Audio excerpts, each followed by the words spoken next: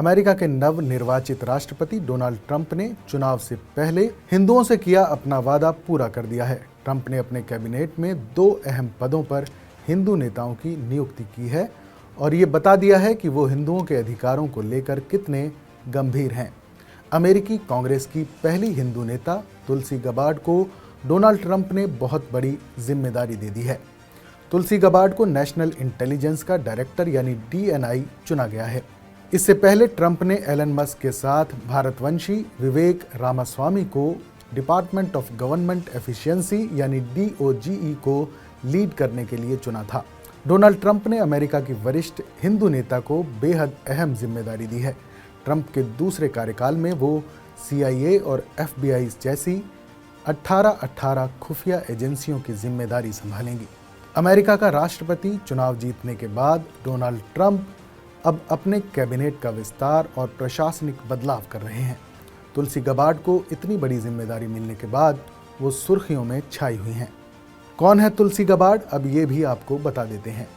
तुलसी Gabbard 20 साल तक अमेरिकी सेना की शाखा नेशनल गार्ड में काम कर चुकी हैं। इस दौरान वो इराक और कुवैत में भी तैनात रही हैं। उन्होंने हाउस होमलैंड सिक्योरिटी कमेटी में भी काम किया है। डोनाल्ड ट्रंप ने तुलसी गबार्ड को राष्ट्रीय खुफिया निदेशक की जिम्मेदारी देते हुए एक निडर रिपब्लिकन बताया है। अब आपको ये भी बता दें कि उनके नाम से अक्सर लोग उन्हें भारतीय समझ लेते हैं। तुलसी गबार्ड हिंदू तो हैं लेकिन वो भारतीय नहीं हैं। तुलसी गबार्ड अमेरिकी समोआ मूल की हैं। उनका जन्म अमेरिका के समोआ में हुआ था।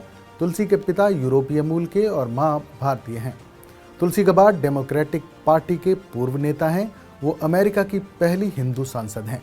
तुलसी कमला हैरिस की मुखर विरोधी रही हैं। साल 2019 में तुलसी ने राष्ट्रपति पद की पहली डिबेट में कमला हैरिस को शिकस्त दी थी। 2022 में उन्होंने डेमोक्रेटिक पार्टी छोड़ दी थी।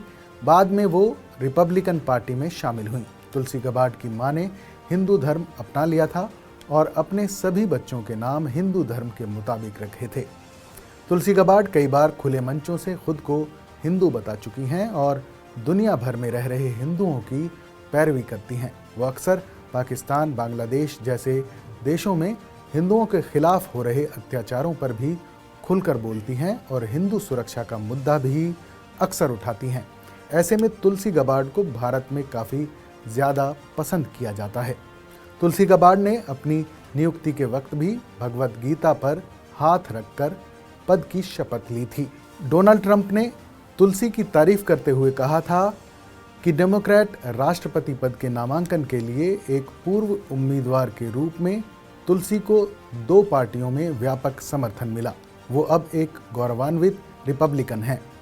मुझे पता चला है कि तुलसी उस निडर भावना को लाएंगी जिसने हमारे संवैधानिक अधिकारों का समर्थन करते हुए हमारे खुफिया समुदाय में उसके शानदार करियर को परिभाषित किया है।